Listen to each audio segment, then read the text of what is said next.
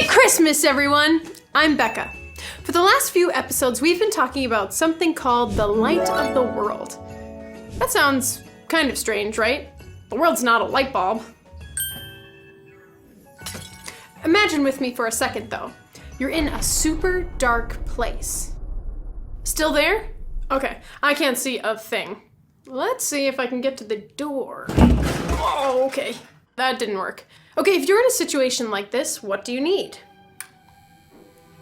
A light, of course. If we're lost in the dark, we need a light. So what happens if our whole world is lost in darkness? Well, that's exactly what this verse from the Bible is about. The people who are now living in darkness will see a great light. They are now living in a very dark land, but a light will shine on them. Now, this verse isn't saying that the whole world is actually dark, like nighttime. It's saying our world is filled with something called sin. Sin means the things we do that God says are wrong, like lying, cheating, or stealing. And living with sin is like walking around in darkness. Sin keeps us from living a life of love, joy, peace, and hope. It stops us from living the way God made us to live. So what do we need to fix the problem of sin? We need the light of the world. The great light in that verse wasn't a lamp or a flashlight, it was a person. Jesus, God with us. At Christmas, we celebrate Jesus' birth. But think for a moment.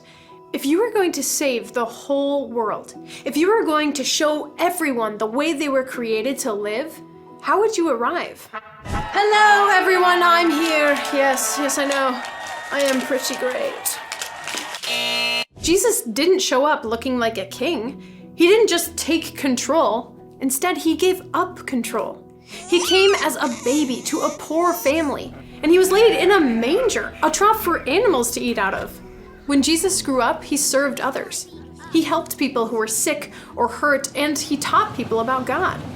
Jesus also proved he is God by doing miracles like healing people, walking on water, and calming storms. Jesus showed everyone that there's another way to live, a way to be right with God again, a way to be free from sin forever. The problem is, we've all sinned already. We're already trapped in the dark. Jesus came to do something that would change the world forever. Even though he had never sinned, Jesus took the punishment for every wrong thing we've ever done. Jesus was put on a cross and left there until he died. He was punished like a criminal for the sins we have done. After he died, Jesus' followers thought that was it. I mean, he died. But on the third day after Jesus died, Jesus came back to life. He's greater than sin. He's greater than death. He made a way for us to be free from the darkness of sin. All we have to do is follow him, the light of the world. Jesus did all of that for you and for me.